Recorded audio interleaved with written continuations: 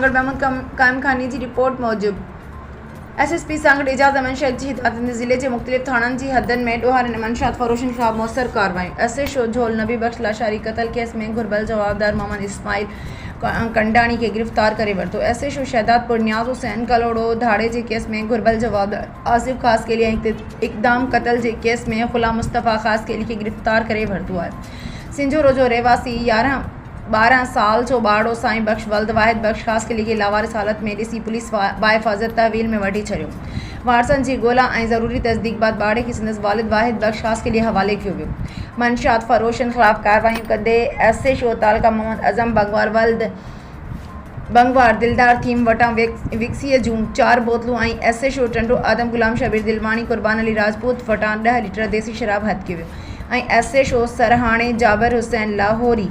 मंगो के गिरफ्तार करे 250 गुटखा पुड़ियों हथ कई वियूं आहिनि गिरफ्तार मंशात फरोश खिलाफ मंशात एक्ट के कलमनि तहत केस दाख़िल किया विया आहिनि।